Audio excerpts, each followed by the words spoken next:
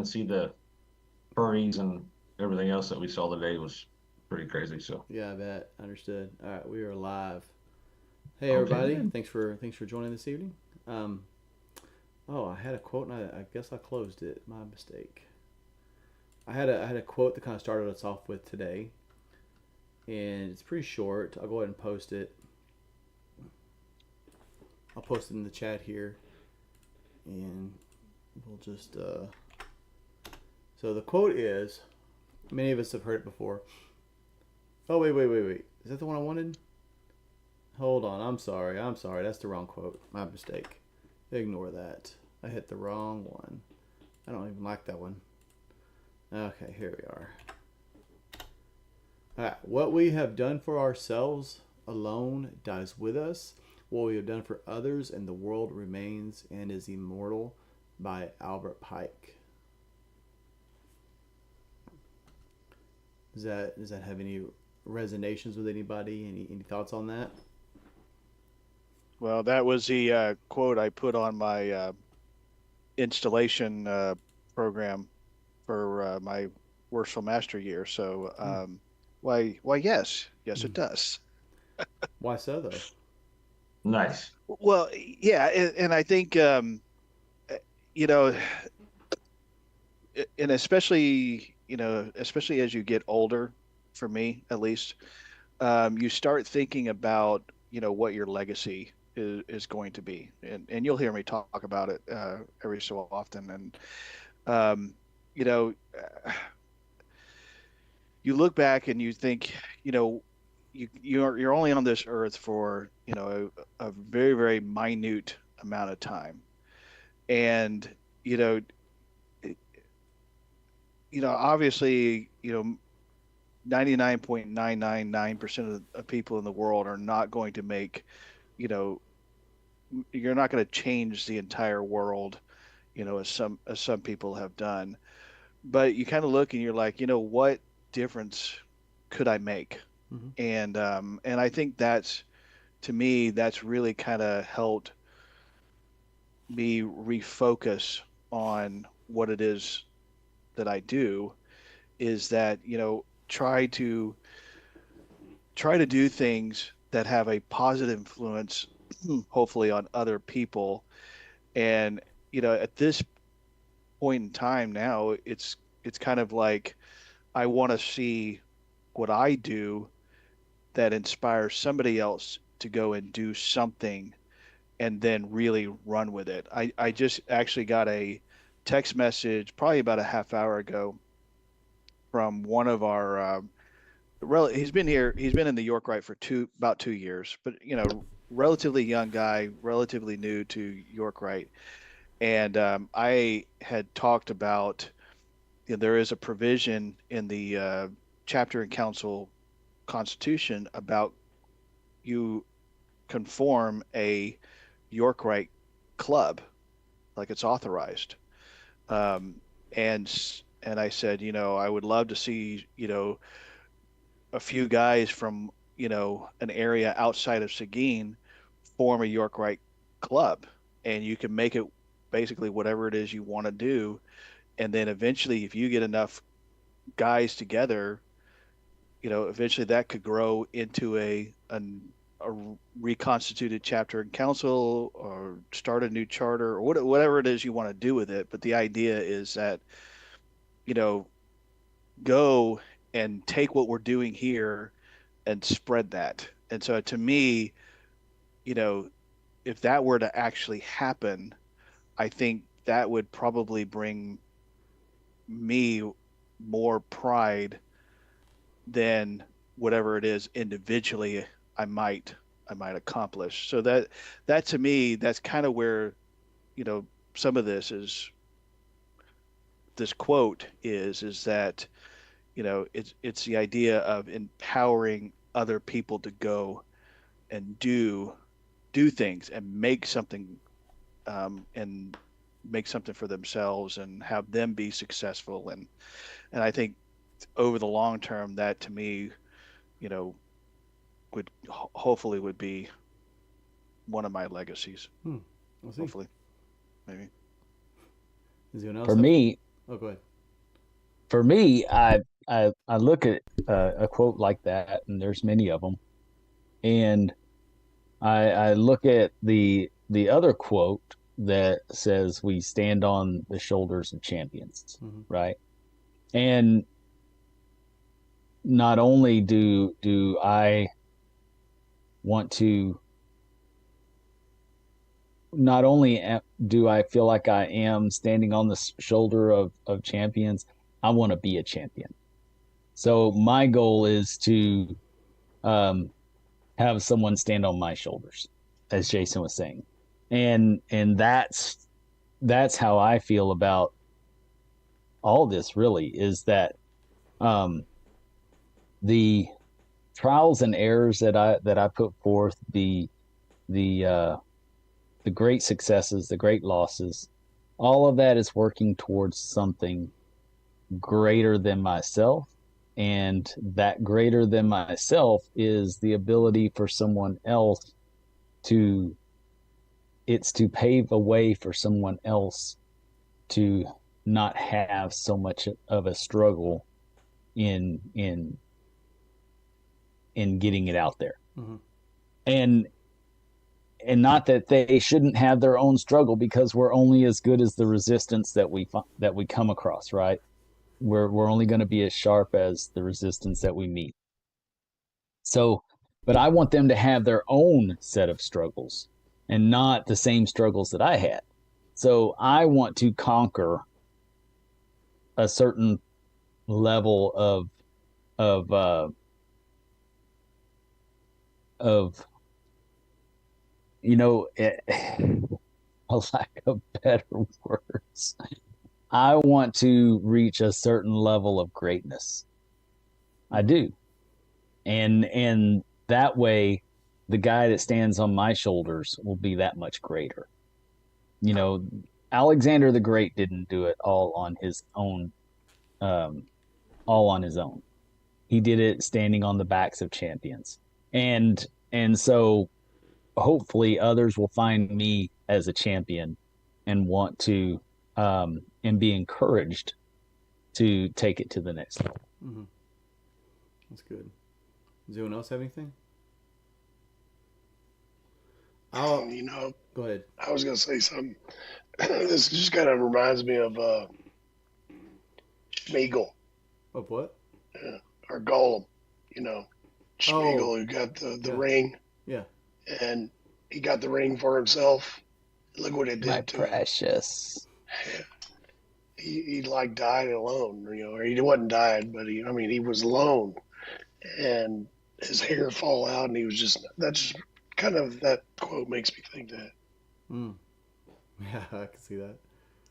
Well, to me, When you're doing it all for yourself, then that's exactly what happens. yeah, You Yeah, you do it all for yourself. yeah, I think of something Dennis has said several times, and I agree with it. Like, there's no true altruism in this world, and what I like about this is what we have done for ourselves alone dies with us, um, but what we have done for others in the world remains immortal. So, what we do for ourselves alone, this implies that everything we do, to an extent, we do for ourselves. Right? Even if you're cutting a check to a charity, you get something out of that, right? And so I like that one word alone really brings home, like, everything you do is for some benefit to yourself. Um, but anyway, that still got to me.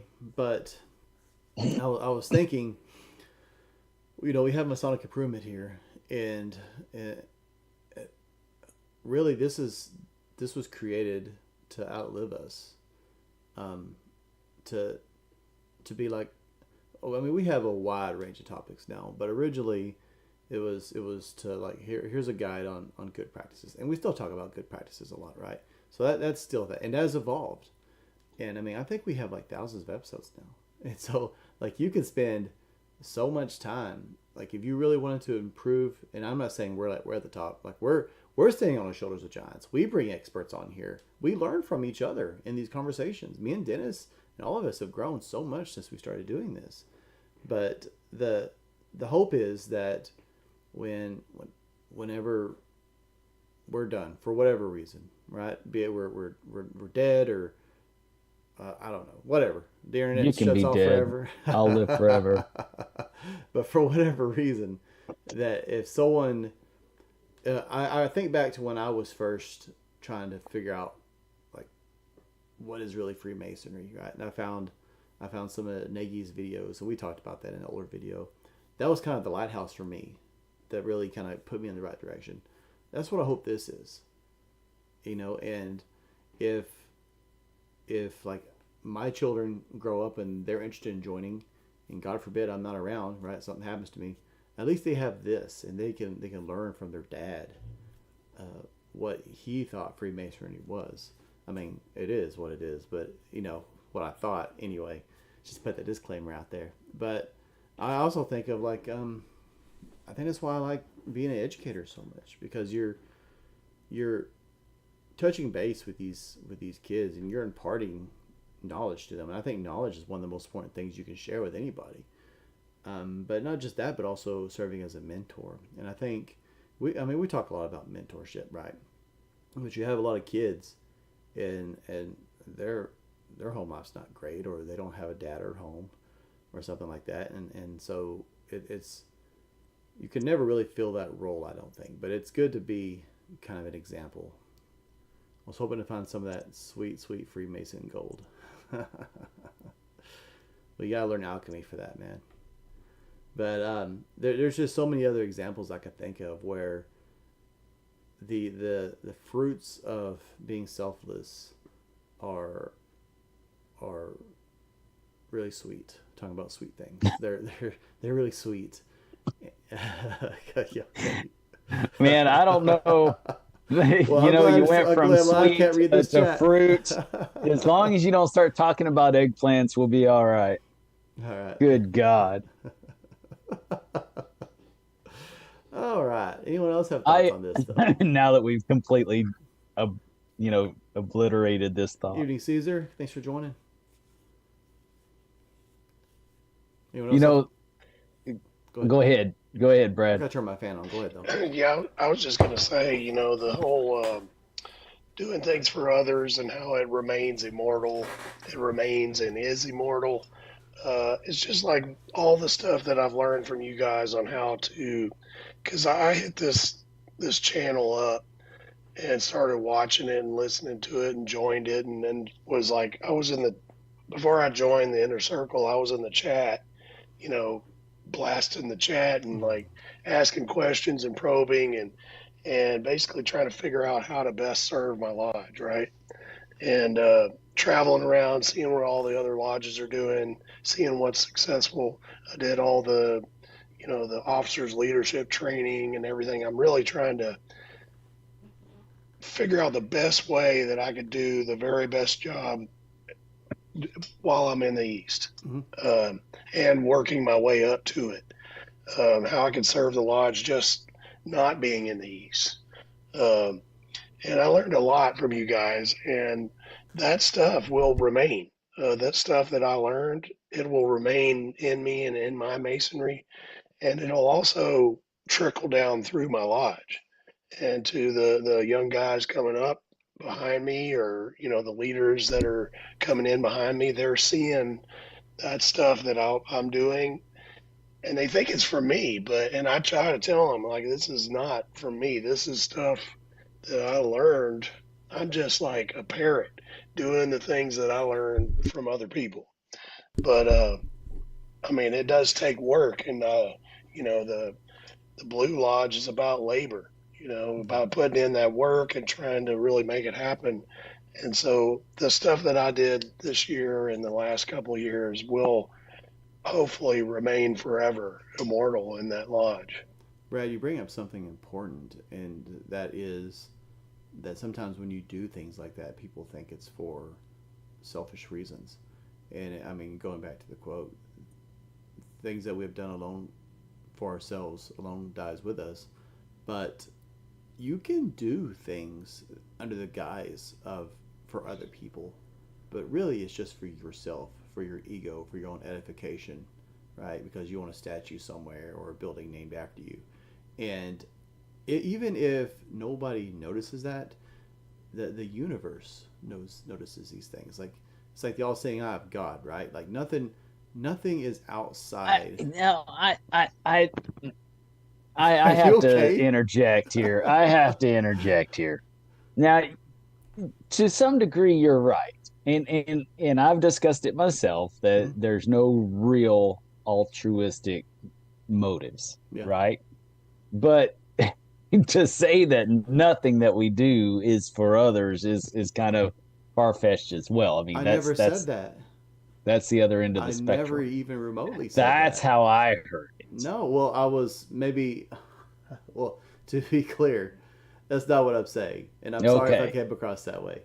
No, I'm saying that there are people that will do things under the guise of altruism, right? When really it's all for them.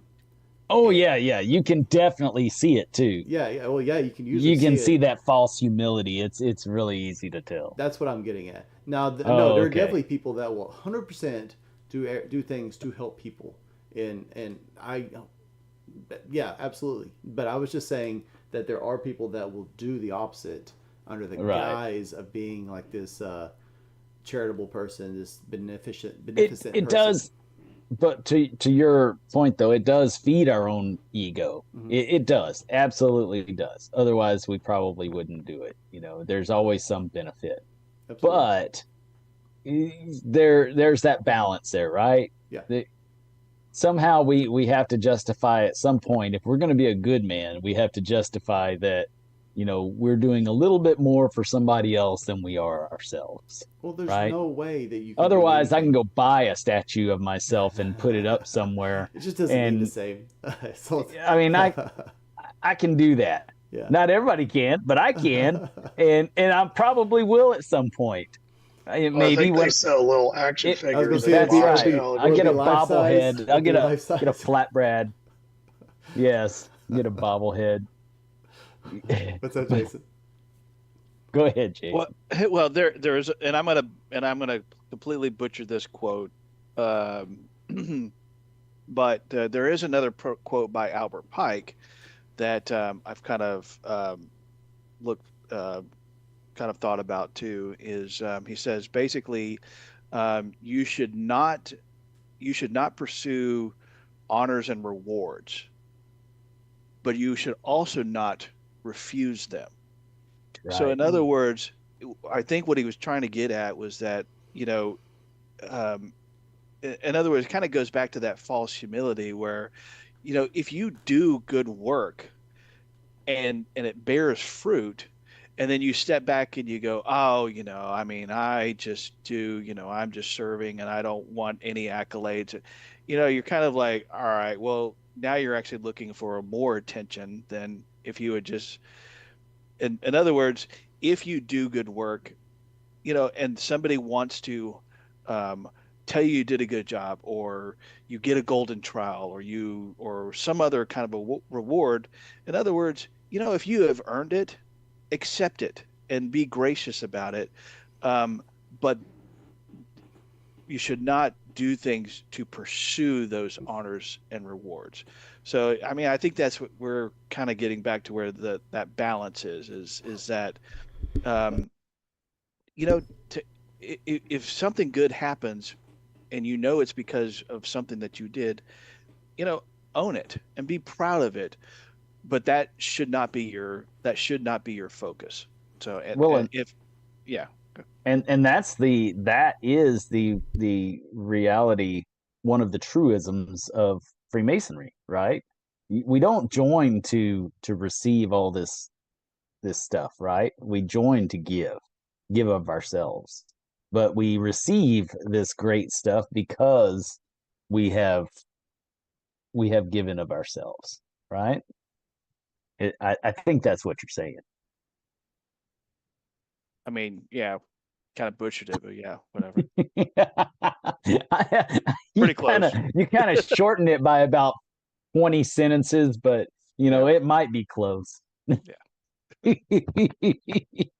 So I got another one by Pike that Where falls right in line with this. almost all the noblest things that have been achieved in the world have been achieved by poor men, poor scholars, poor professionals, uh, poor professional men, poor artisans and artists, poor philosophers, poets, and men of genius. You know, the reality is that most of the, now I'm not gonna,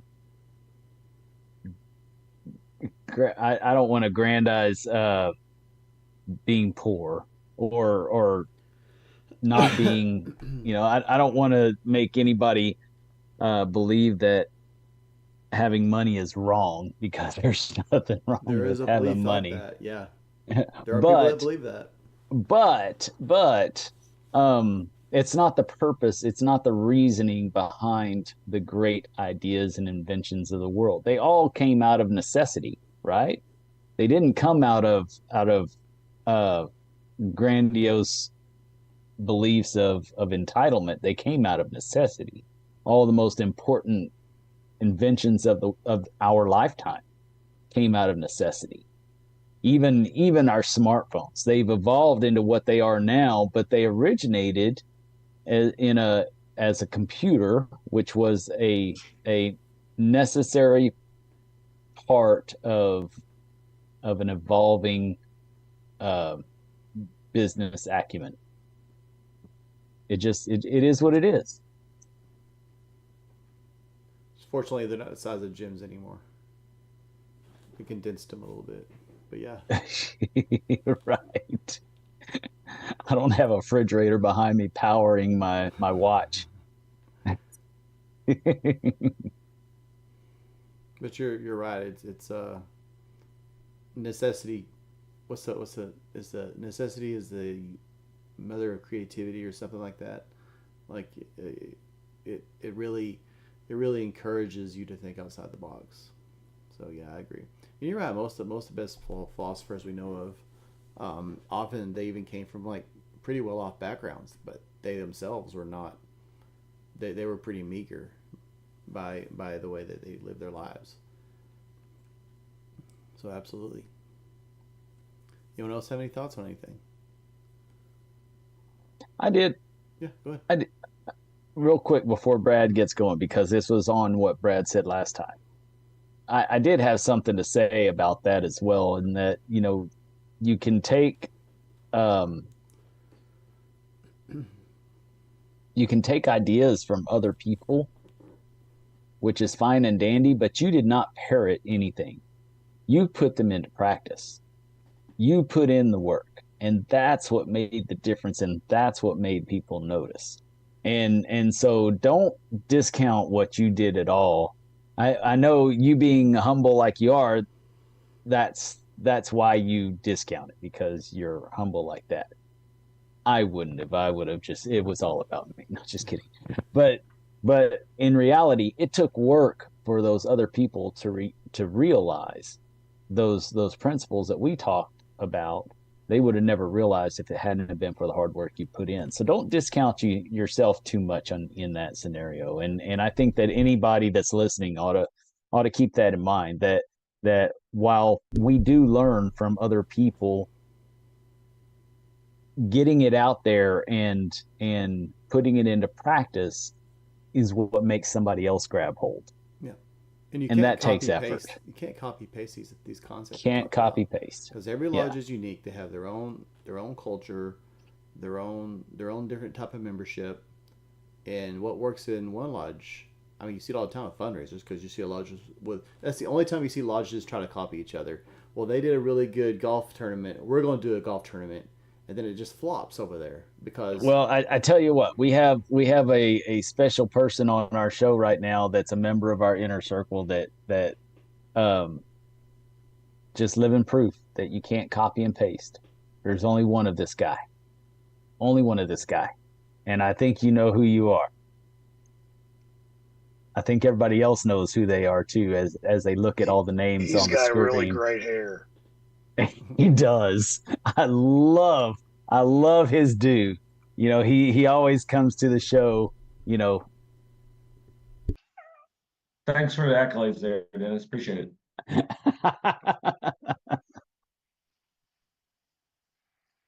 Sorry, I noticed this person on the feed, and I'm happy because I mean that's just another example of you know walking on the or standing on the shoulders of greatness.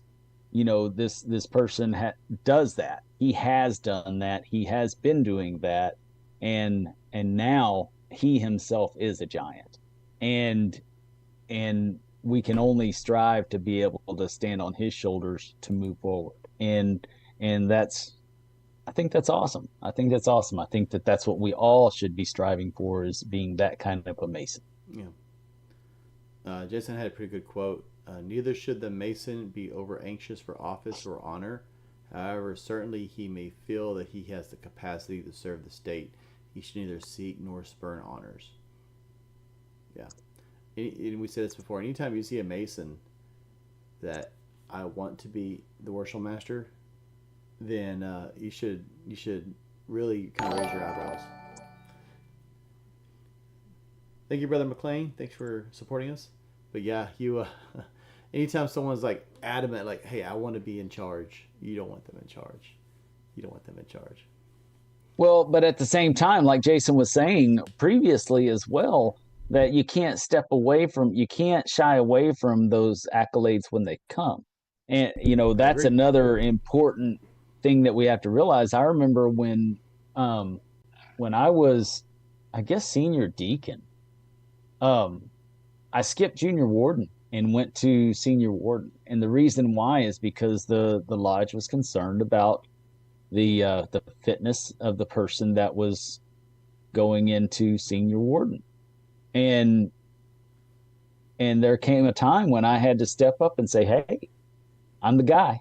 If you need me to be that guy, I am that guy." And with no hesitation. Yeah. I mean, was it a bummer that person didn't get to go through? Sure it was. But not half as bad as what it could have been for the lodge if he had gone. I think there's a difference between stepping up and just having like aspirations. I don't know if that makes right. sense. So and I was just clarifying. That's all. That's all. Yeah. Like, no, I think we should always be willing to step up. If the lodge needs leadership and if they're looking to you and they need leadership, we should accept it. We should step up. But if we're doing things because we want to be worship master or anything like that, like I've talked about district deputy quite a few times. I'm not doing things because I want to. And I've seen people do that. And it's very transparent. I'm not doing things because I want any kind of special office or anything like that. And that's the approach we should have. Would we any of us step up if the need arises? I'm sure we would. But we should not. What was that movie? It was a Star Wars movie, and it's Darth Vader. He's like, "Be careful you don't choke on your aspirations," and he's like force choking the guy. The same thing. You don't want to choke on your aspirations.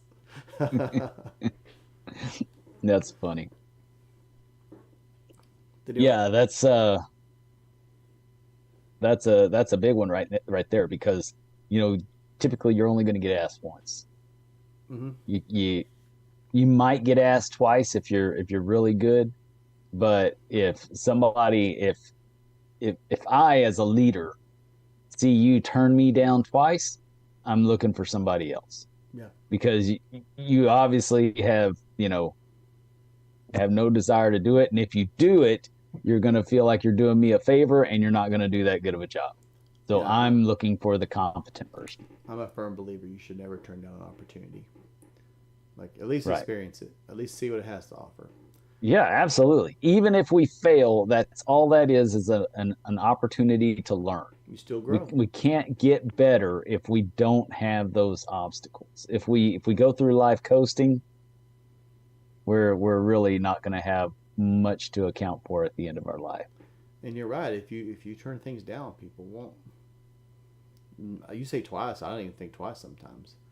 That's absolutely true. Especially if you're in a larger lodge and there's I say competition, but there's a lot of people that want to go through the line, right? if you say no, you're going to wait a while. So, I mean, if you have any idea that you might ever want to do it, accept it, and just go and just do it. Yeah, for sure. Yeah. So, hey, I got a question. I want to clarify on something. So, we're talking about a person who sits there and says they want to be worshipful master. I get there could be a difference of opinion on that deal, but shouldn't we kind of all want to aspire to be in that leadership role at some point if we've proven to the lodge that we can perform that duty that needs to be there? I mean, if you're not trying to get in that leadership role in your lodge, then I really don't know what you're doing there. That's that's a very valid point, that you should aspire to be a leader if you have what it takes. If you're not, if you don't aspire to be a leader, then if you have what it takes, then are you really a leader? All leaders kind of just float to the top. Yeah. Because I was sitting here thinking about, my going through the chairs and everything, and I was sitting here watching, Dennis, you were one, and then the worshipful masters after you were, and I was sitting there going, I want to sit in that chair one day. What do I need to do to get there? And I'm without tooting my own horn, I think I've pretty much accomplished what I needed to accomplish to get to that chair, and I think I've done a pretty decent job this year of being a worshipful master. And so I'm just, sitting there going, a guy wants to sit there and look at it and go, yeah, I want to be the worshipful master, but you need to make sure you take the steps to get there, not just, oh, I'm just going to coast through the chairs and become worshipful master one day. You need to prove that you're worthy of sitting in the East at one point.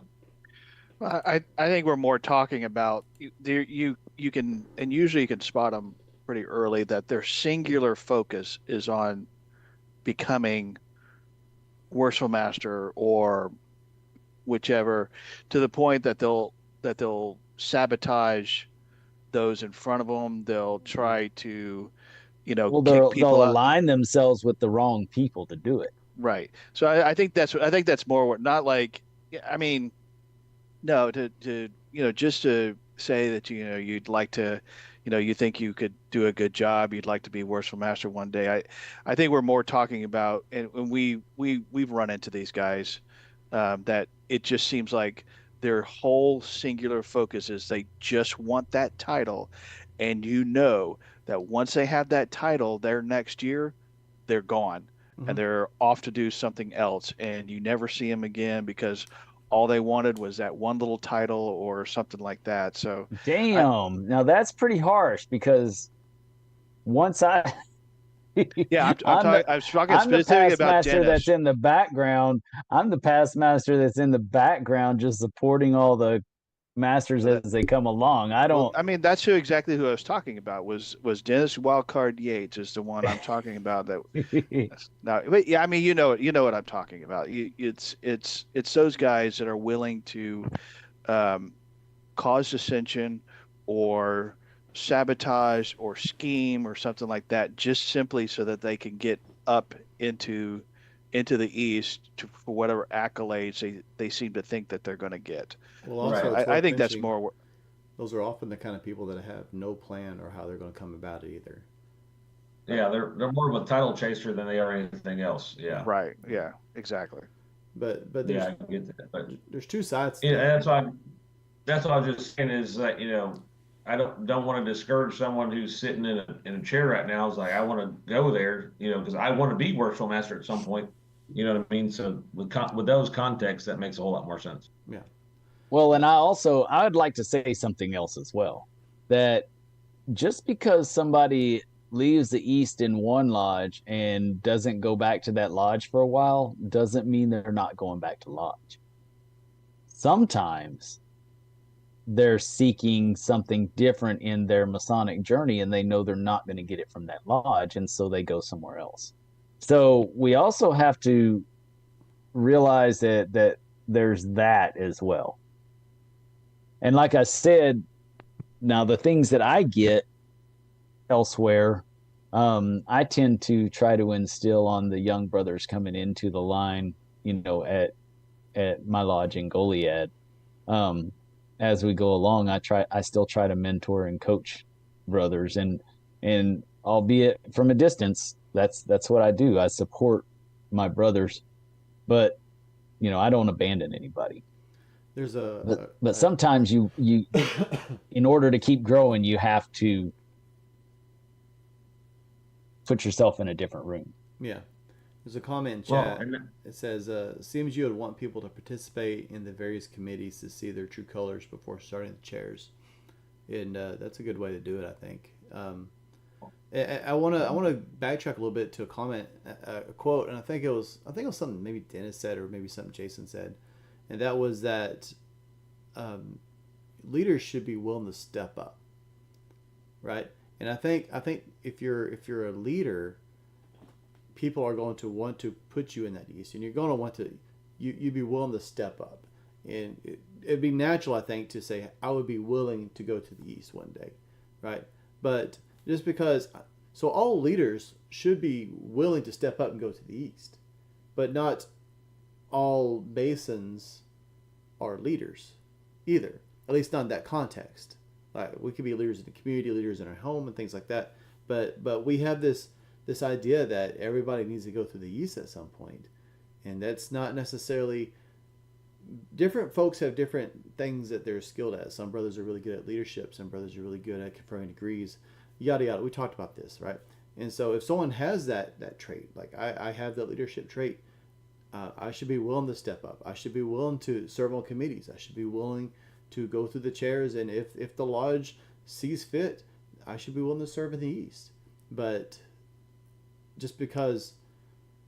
also by the same context, just because you're willing doesn't necessarily mean that you are the best person for the job or that you really have those characteristics. And often it's the people that have the worst leadership traits or the complete lack thereof that look at the east and say, that's where I want to go. So yeah, it's very vital.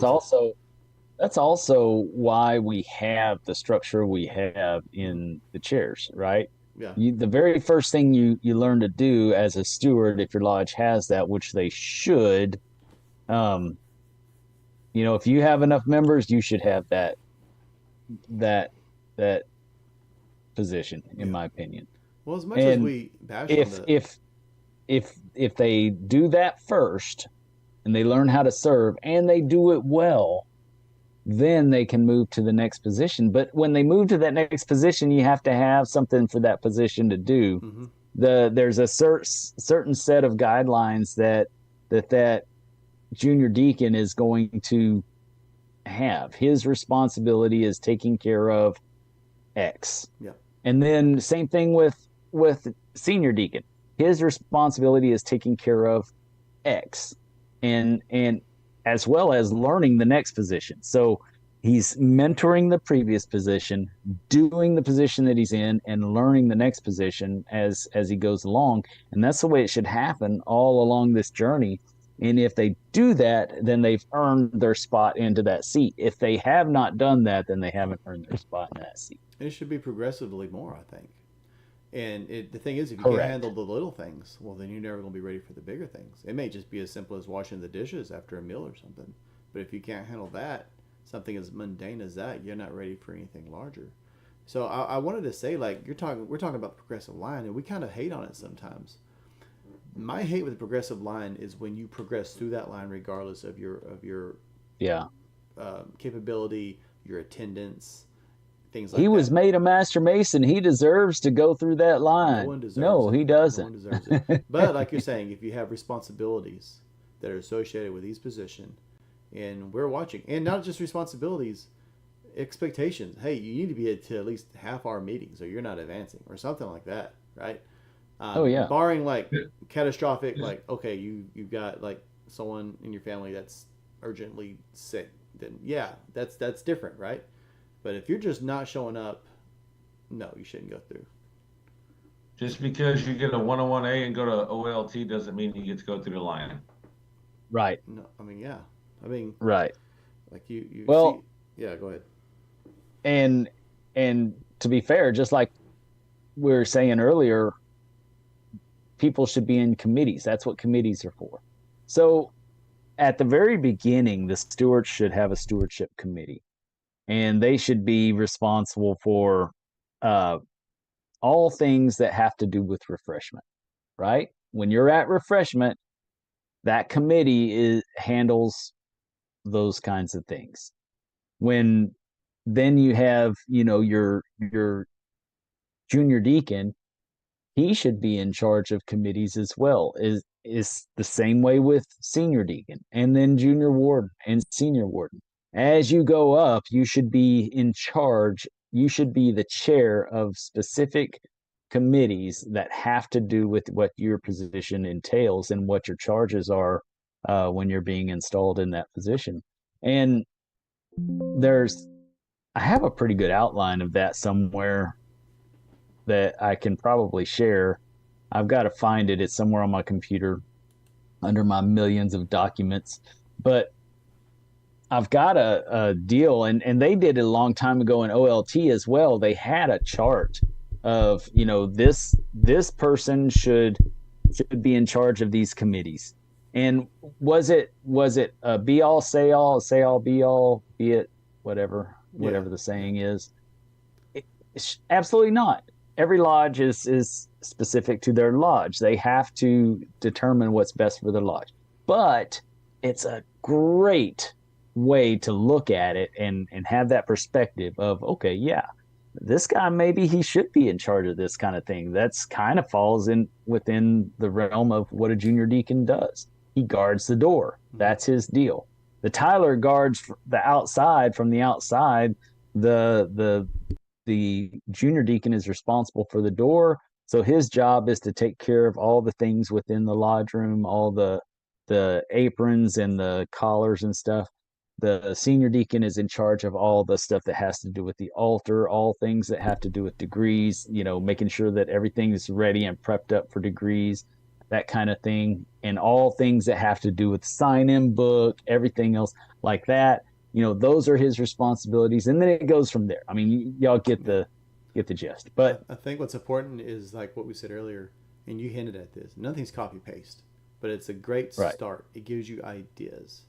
Right. Yeah, I think I've seen that somewhere. I don't know if it was an OLT hand. If you find it, yeah, I'd be interested in seeing it. I know I've got an old OLT one, but I've got one as well that I did for our lodge when I went through. Yeah. I did one that was more specific to our lodge. But I think that it ought to have something to do with what the duties of that position are, and then that person ought to be a chair of even 3 guys that sweep the floors of the lodge before lodge meetings or whatever. And he's in charge of those 3 guys. It's not in charge of a whole lodge. It's in charge of 3 guys. If he can't manage those people and get the job done, make sure that everything's taken care of, maybe he's not meant to lead. Yeah, that's a good indicator. That's so like something like that. Individual responsibilities, and then as you progress that line, you're overseeing some of those responsibilities. Kind of add to it. If you can't handle the management aspect of it, then you need to work on it. Yeah, I like that. That's smart. And it may just be that you need more time. Right. Sometimes you have to develop that, because we aren't all. We're not all in a profession that gives us that kind of training and understanding right off the bat. So sometimes it has to be developed. And that's one of the beauties of Freemasonry, is that you can develop those skills and take them into the secular world afterwards. Yeah, Jason makes a good point that once out of the East, you should. Jason, what's wrong with your mic? But once out of the East, you should. Oh, he just likes to, Yeah, that's his way of being humble. Oh my God, I didn't want to interrupt y'all. It's a conversation. You're not interrupting. Go ahead. Okay, well, I'll read what I wrote. Okay, what I basically wrote was, once you're out of the East, you should continue to serve. I assisted with an order of the temple at Brownwood, Commandery, and Burney. I had to leave early, and past Grand Master Gene Carnes was out in the kitchen washing dishes. Mm-hmm. So guys are past Grand Master, and they had a barbecue lunch there, and he didn't really have a part in the conferral, so he was just Is he a member there? out. Yeah, he's a Oh, member okay. of Brown Word Commandery. Yeah, I was gonna say but if he he was. wasn't even a member, it's like, whoa, okay, No, it was that's his. I gotcha. don't know how many commanderies he's a part of, but he's commander of that commandery. But yeah, he was just out there in the kitchen. I said bye to him, but I had to interrupt his dishwashing to do He that. just So shows up to wash dishes, Justin. That's it. yeah, So I probably. was like, That's all but he you know does. what? I think that really, when you kind of move through these leadership roles, it gives you a great opportunity to serve by example, right? I've showed up before as just a constructor to my lodge, wearing my suit with my badge and everything, and I'm vacuuming the lodge, and then all of a sudden other people are like, oh crap, so they'll start doing stuff too, right? And so it kind of sets the tone, like, hey, if this guy in this suit, or the worship master is doing all this, or the district deputy is doing all this, or a past grand master is doing these things, and we're just Well, standing around doing nothing, you right? know, there on and on another side of that. Well, first I want to mention what was written in the chat. The volunteer nature of masonry can make it much harder to manage others, which Mm-hmm. is true. It's freaking hurting cats. If the I added that in. Yeah. If the individual can do it well, he should be watched for his leadership potential. And you're absolutely right, worshipful. Well, the type of leadership that might work in an office somewhere is very different than the leadership. Well, not very different, but it is different than the kind of leadership that requires Now involving the here's organization. it. Now I'm going to go into what I was going to say, Mr. Jones. Oh, sorry for interrupting you. What a jerk! How dare I? Go ahead. Talking Right. to Jones. Just put As long just as put it in you the chat. recognize it, as long as you recognize it and you see me, that's okay. Please So, continue. so what I was going to say though, seriously, is that in not everyone's abilities are the same. So, past Grandmaster Carnes, he washed the dishes. Okay. Well, some brothers, and I've taken offense to this before when I really shouldn't have. I'll give you a good example. Um, Brother Don Angel. Now, Don, God love him, he has his ups and downs. We've certainly had our ups and downs. But Don is good at organizing, and he knows what should be happening in the lodge at all times with certain scenarios. So, insert Grandmaster, Don knows what to do. Insert DDGM, Don knows what to do. Insert scenario, Don knows what to do. And so you have to, we have to be humble enough as members of the lodge to realize when somebody is just utilizing their strengths, um, being willing to work with that and not just butt heads with them because it wasn't your idea. And I know a lot of that stuff now too. At one time I didn't. Now I do. So a lot of times I will fill the same kind of role. But if Don's in the room, I may just go to Don and double check. I'll second guess myself sometimes because I know Don is an expert at this. And so, um, we have to humble ourselves as well to other people who may have a stronger skill set than us, and realize that not everyone is going to be the dishwasher, not everybody is going to be the steward. Some people are going to know how to manage the chaos, and they're good at it. So let them shine to their strengths. Mm-hmm. That's a good point, man. You can't. Yeah, I lost my. You. Well, no, it's like if you have a snake and a monkey and a rabbit, right? And they're all judged based on their ability to climb a tree. It doesn't mean that the snake and the rabbit are stupid, right? Or they're incompetent. They're just better suited for different things. Right. They're just not a bear. Snake can climb a tree, I'll tell you that. Yes, they You can. ever been fishing I in was a coming up with kayak things and off my head. look up and there's a snake I up there know and they that, climb and trees? that's why I threw a bear in there, because I had never seen a bear climb a tree until I did, and I thought I will never climb a tree if I see a bear. Man, I'll just cry. I'll just get in a ball and cry. I would hate to bear witness to that. Oh my goodness. All in all, man, what I said in the beginning earlier on, and I've been listening to you guys, and basically, like, a lot of the stuff I did at my lodge was because it wasn't getting done. I wasn't seeing the things that I wanted to see. So like I was saying, I was traveling around to other lodges and I was seeing them do things, and then I was hearing you guys talk about these things, but I wasn't seeing it happen in my lodge. And so I figured out how to like bring it. Basically, I was like, well, let me ask, if I can do this first. And they were like, yeah, go ahead. And so I started bringing a little bit of education things, and then there was an incoming worshipful master, and I said, "Do you want me to kind of head up the Vanguard project?"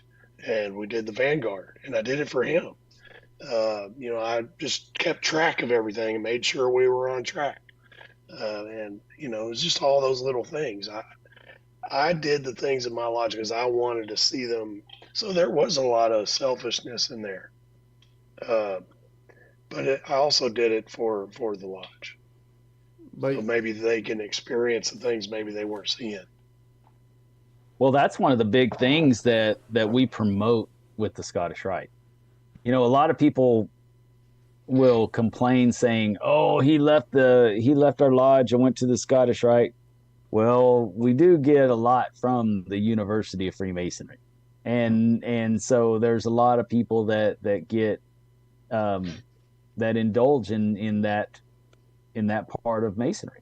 I am one of them. However, we truly believe, at least at the San Antonio Valley, we truly believe that we are supposed to be learning this stuff to take it back to the lodge. And most of my education presentations that I give today are lessons that I've learned in the Scottish Rite that I'm applying to Blue Lodge Masonry for the brothers to be able to see it in their own lodge. And so, yeah, it's that's another thing. And by the way, Justin, that's what I was thinking the whole time. what is that? I read that little piece that you wrote in the chat. I choose not to see any evil. Very well. But, I just wanted to throw that out there that, going through the University of Freemasonry, we go through the University of Freemasonry to bring it back to our Blue Lodge so that we can tie these lessons into our Blue Lodge. That's why we go to the University of Freemasonry. Devin McLean said he's going to be doing Scottish Rite in fall. He's excited about that. Good. I'm excited for you. That's awesome. Oh, Devin joined Dallas. I'm Dallas. Yeah. My grandfather was in Dallas. In fact, I almost went through the degrees in Dallas, and I almost missed the boat. I almost missed the boat. I was talking to Billings about it and a couple other people, and I said, I really want to do the degrees in Dallas. That's where my grandfather was made a Scottish Rite Mason. And Brad said, you probably ought to go ahead and do it in San Antonio. Those are the people you're going to be with. And, I couldn't be more happy with that decision. That was wisdom right there. And, I would have never been able to beat Jason in that first election.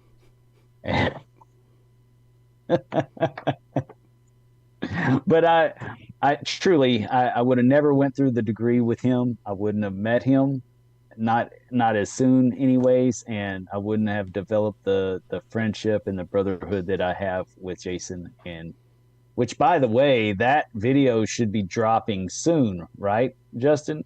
Mm-hmm. Mm-hmm. Like this next week, soon. Very soon. Very soon. Okay. Very So soon. it is this next week, Jason. I'm Very just letting soon. you know it is this next week. It's dropping. Yes, yes. Dennis has the distinction to be one of the few people I've lost an election to. Yes. Yes. Yes. Nice. It ain't easy being me. You carrying that giant Speaking head of speaking of videos dropping, I got a email from a brother today about the old fashioned Masonic podcast video that came out. And man, I still hadn't seen it. I I watched want to, first 20 minutes of it. and it got boring. No, I just started getting ready for this. So it was 20 minutes of Dennis talking about why he joined. So we haven't got to the deep philosophical stuff yet. But yeah. I don't think I got deep philosophical in that one. Okay. I mean, it is the old fashioned Masonic podcast. I mean, it doesn't really get that deep into stuff. It's only as deep as you take it, Dennis. Well, This you is did true. say what you would do next time you're a worshipful master, if ever, of the theme of unity within the body. Yes, That's for pretty sure. deep. For sure.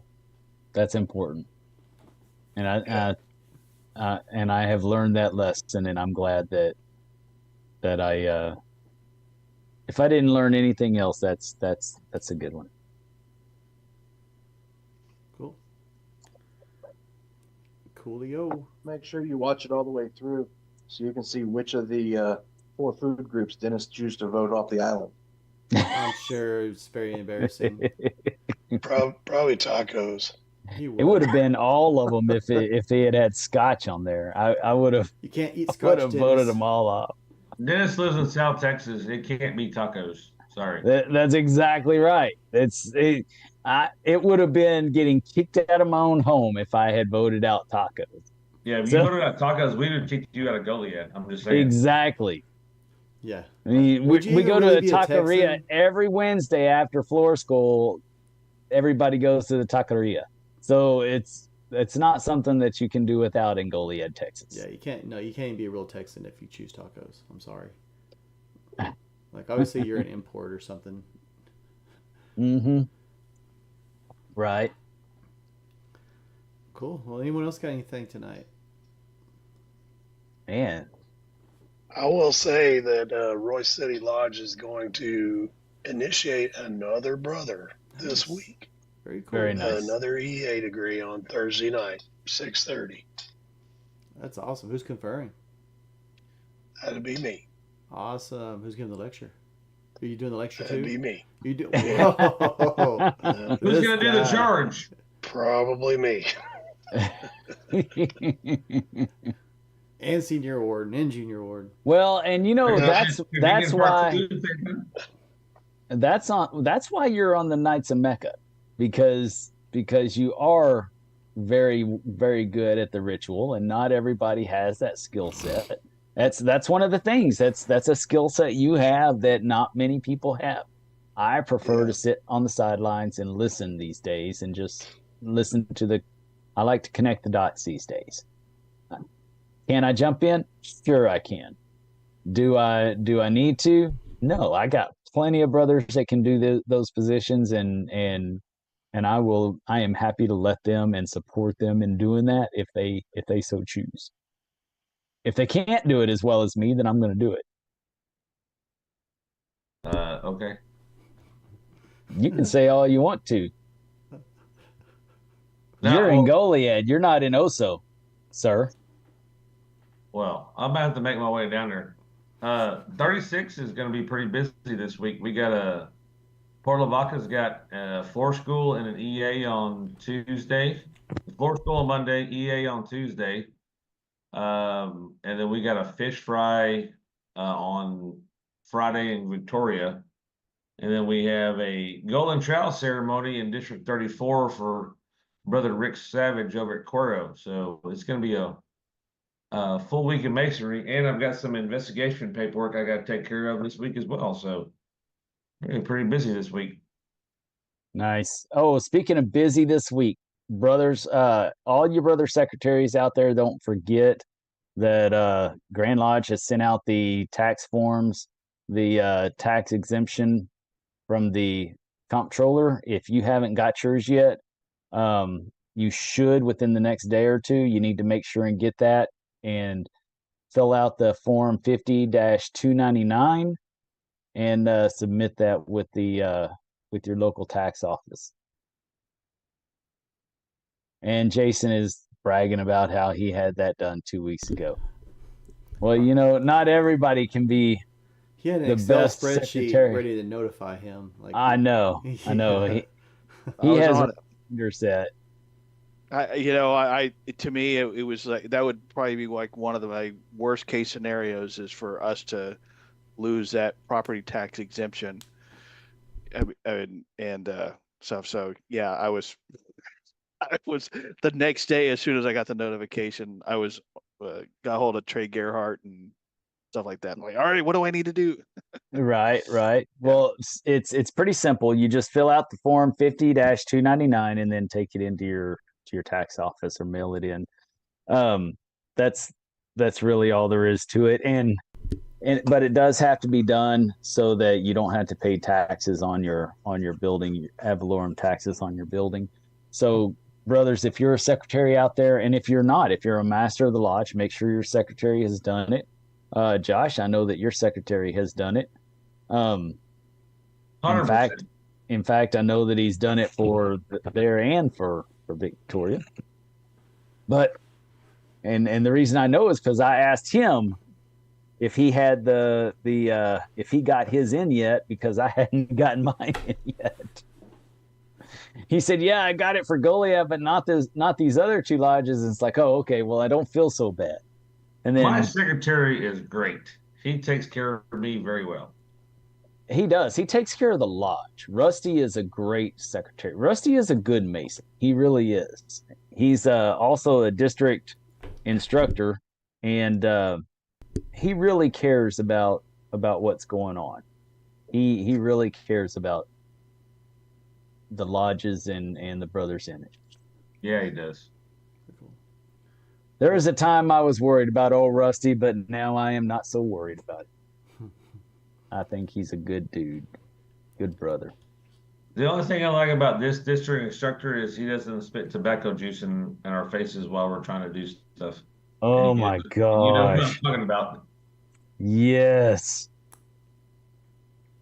that keeps you from making mistakes because you don't want to get tobacco juice in your face. You better get it right. Well, let's go on to final thoughts. If anyone has anything thoughtful they'd like to share. I don't have anything thoughtful. I have thoughts, but nothing thoughtful. Lies. You always have something thoughtful. Anyone? Brad, Jason, Josh, Jacob. I'll John? say that, I am always happy to get on here on a Sunday night and try to pick up some kind of tidbit of Masonic knowledge from y'all. And, it just reiterates from how we started that, that this whole thing is really about Masonic improvement. And my Masonic experience has definitely been improved just for being along with the ride with you guys. So I appreciate it. Well, that means everything, brother. Appreciate that. Yeah, I'll just reiterate what Brad said. I like to get on here and listen and stuff and, learn some stuff.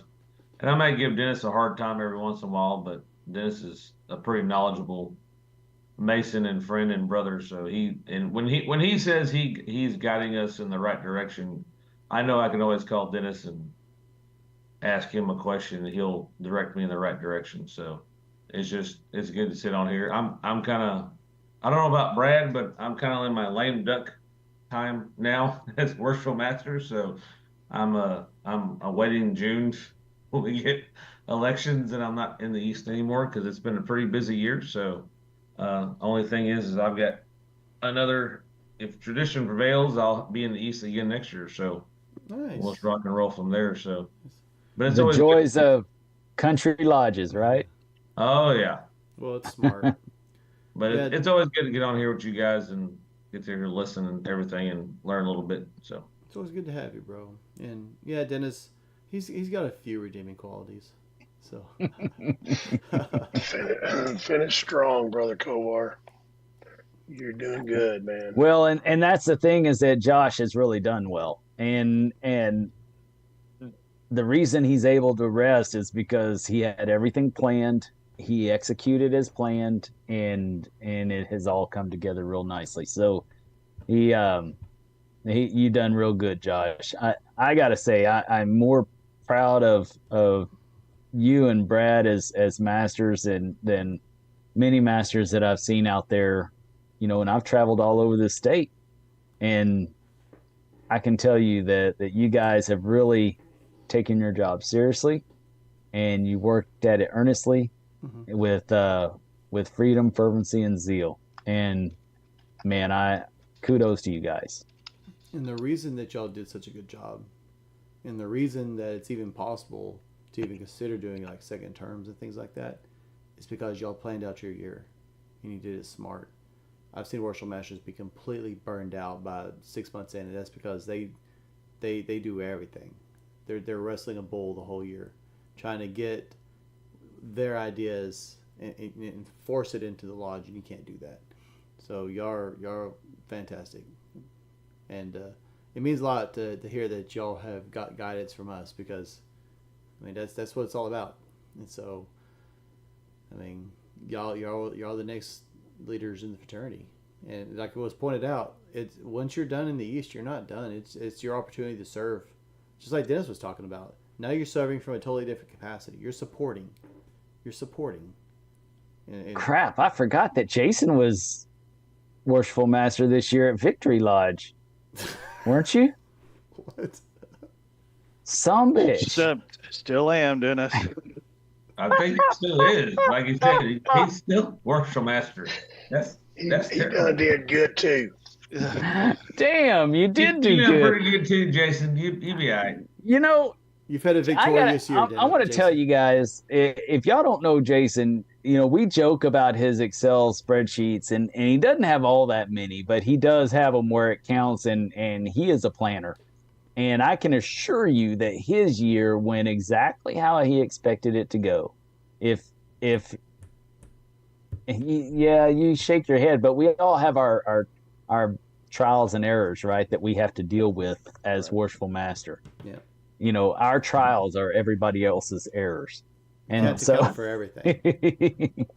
so, but I know Jason, like I said earlier, there's not many people that I love like I love Jason, and I know that his year was a good year. I know it was, without a doubt. In It was, and we're gonna finish and pretty strong, and I will say, I mean, there's a lot more things I wanted. If I had a magic wand, there's a whole bunch of other things, I would like to have done. But as far as the capacity of the lodge and what I wanted to do and the things that I felt like I could add, we did, and it actually I think it turned out pretty well. In saying that, I think most of you probably uh, knew that I was planning to be worshipful master at Guadalupe Lodge this coming year. Well, I have stepped away from that, and it had to do mostly with me coming in was being seen as um, jumping a bunch of people. There was contention about it, even though, to be honest with you, I'm going to be a past master. I don't have to be worshipful master of another lodge. It doesn't do anything for me. You know what I mean? Like I've already checked that block. And so, but, as Dennis knows, I had already set up a year-long set of guest speakers and stuff like that. And, I talked to the senior warden who was still willing to, hold off for a year before moving up to the east. I said, I just think right now it's not me coming to the east was being seen in the wrong light. And I don't really want to feel like I'm going to be fighting an entire year when my whole point was to help the lodge. And I said, look, I've got this set of speakers. I said, it's up to you. What do you want to do? Do you want me to cancel them all? Do you want to do something different? Basically it's kind of up to you. And initially he was like, yeah, I don't know. I don't want the meetings to be too long and, that kind of stuff. But then he came back later and he's like, let's go ahead and let's try this. You've already done the work on this. Um, I don't fully understand it all, but um, if they're still willing to, and which by the way, I need to contact everybody. By the way, Dennis. Um, but so it was kind of like um, he didn't dismiss it and didn't just say, well, now it's my year, I don't care whatever else you have set up. It's not completely on his radar, but he's still willing to, say, look, let's give it a shot. Let's see how this goes and see if Guadalupe will embrace education the way that Victory Lodge has done. So I do have to give it to him. Um, and we'll see what happens. I'm going to continue as secretary. Um, for right now, that's probably right now the best way that I can continue serving the lodge and everything. But you do have to kind of you do have to kind of read the room. And as great as you think that you can be and feel like you can really serve the lodge, if not everybody is on board with it, and you feel like you're just going to be fighting it the entire year, maybe find a different way to assist. So anyway, That's a good point. And we're coming into election season, and there's brothers out there that may know that they're not fulfilling their capacity the way that they should. I mean, in reality, shit or get off the pot or get out of the way so somebody else can get on. So I don't know. Not everybody is meant to be in the East. Agreed. And you don't just get your turn. and so if you can't read the room, then you were never meant to be there in the first place. So kudos to you. Only a past master would understand that you need to try to read the room. Oh yeah. And so Absolutely. Anyone else have any final thoughts? I had to say that because I know there's people out there right now that shouldn't be going forward. Just had to say it. Well, I'll just say, and I'll keep it short. I don't know if it's my allergies or what, but my throat's getting more and more sore as the evening gets later. Appreciate all of y'all. It's as if I have an agenda on this thing. But I mean, we covered a lot today, but I think we covered some really important concepts. Nothing new to the channel necessarily, but it's important to always revisit these things. And you're right, we are getting closer to election season, and we need to start taking not just serious inventory of ourselves and what we're doing in the current roles that we're fulfilling, but also those of our lodges.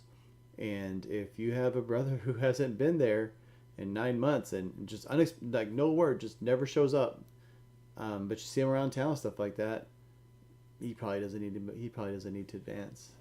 And I would, I would recommend, like Dennis is talking about, really formalizing the roles and the expectations of those positions. Because it's easy if you just say, "Well, you never show up." Well, it's easier to say, "Look, this is the expectations that were laid out and given to you, and you didn't fulfill them." Now you got something to stand on because you were very transparent and very clear about the expectations, and they either did them or they didn't. And even if they did them, that doesn't necessarily mean that they're the person, right? But yeah, yeah, make a spreadsheet. But other than that, we probably should talk about the elections coming up soon, the importance, and just kind of revisit the Yeah, importance that's coming up. That's what I was going to say. Is It's around the that's corner. probably what we need to talk about here in the next few lives. Is go ahead and go through election season. Yeah, that's a good idea.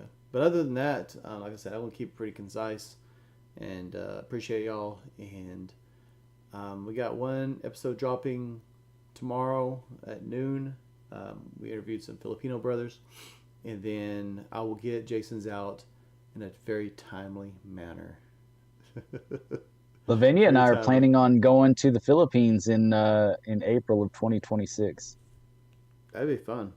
for the Grand Masters for the Grand Annual Communication. Yeah, it's going to be an excellent time. I can't wait. Have you been there before? No, no, but I know the Filipino brothers and they're awesome. And the sense of community that they have with the wives and everything, I mean, it's really awesome. And I can't wait for Lavinia to get to experience that because we don't see that a whole lot in Texas Freemasonry. If there is wives around, it's kind of like a formal thing. It's not so much of a hanging out sisters kind of thing. So yeah, I can't wait to be submerged in that, Nice. immersed in that. Okay, is there anybody else that wants to say something before I close this thing out? There's no more business after Dennis has spoken. That's right. I am the past DDGM here. Oh, good Lord. Go ahead. No, just real quick, if anybody's going to be in the Victoria area, we'll have a fish fry on Friday, so they'll come on back. Good Friday. Yep. Nice. And even if you're just passing through, you can call in and order it to go because they usually have the styrofoam containers with fish in it to go. Yes, we are hoping for a bunch of to-go plates. Yeah, that's usually where most of the money comes from nowadays. I remember when we first started that, it was all in-house and we had a big dinner that was a fish fry dinner and it was great. And then with COVID, it ended up being a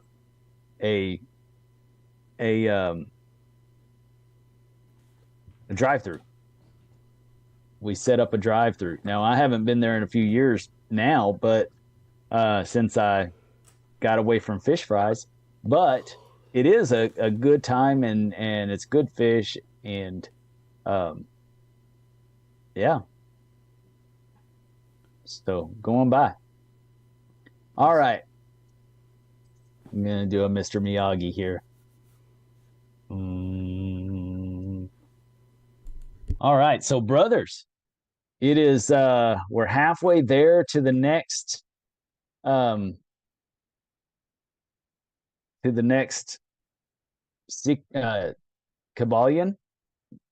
episode with the chapter 3, I believe, is what we'll be focusing on this next time, which is mentalism. And one of my favorite topics because, Justin and I have talked on this show many times that about, manifested destiny and it all begins mentally. And once you realize that you're a part of this mental universe, it seems almost too easy to just develop anything that you choose to in your life, ahead of time, and you can have it. Now, does it mean that you don't have to work? No, it does not. You do have to put in a little bit of work, but once you focus and get in line with God and all the space that is encompassed within the all, then it can happen. Another thing is that we have, like I stated earlier, is that we do have elections coming up. Brothers out there, if you are looking to increase your endowment, this is the one time that you can during elections.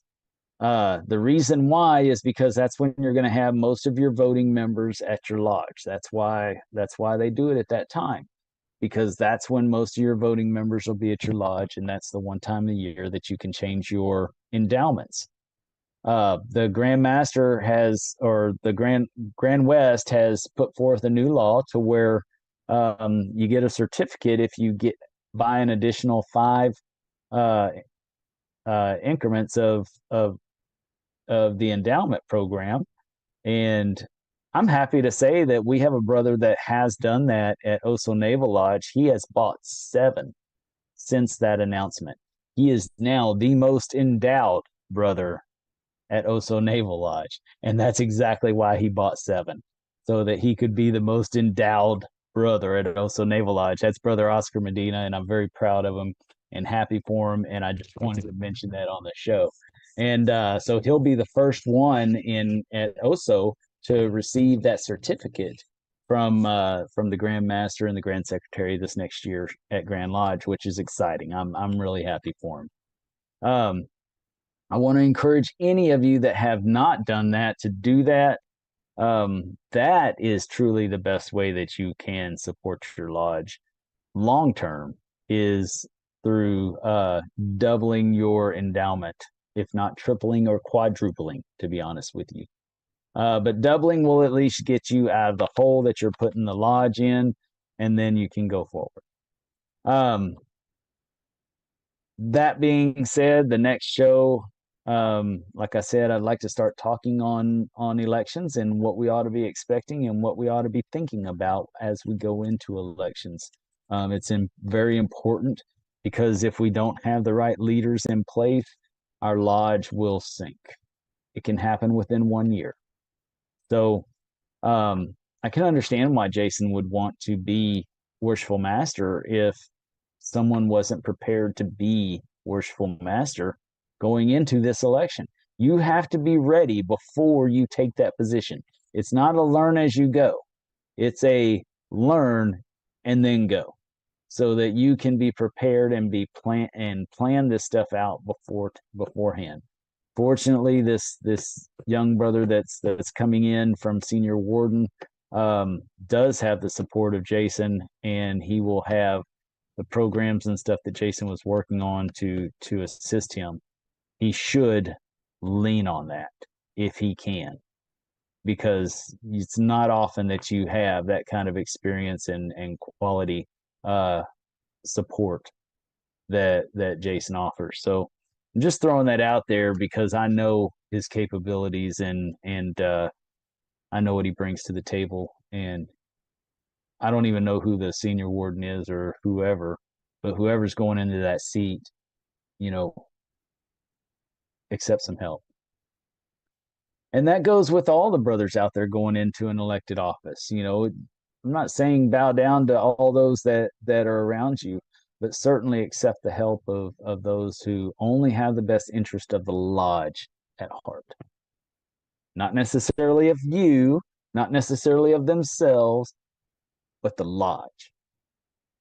That's what matters. If it's good for the lodge, do it. If it's not, don't.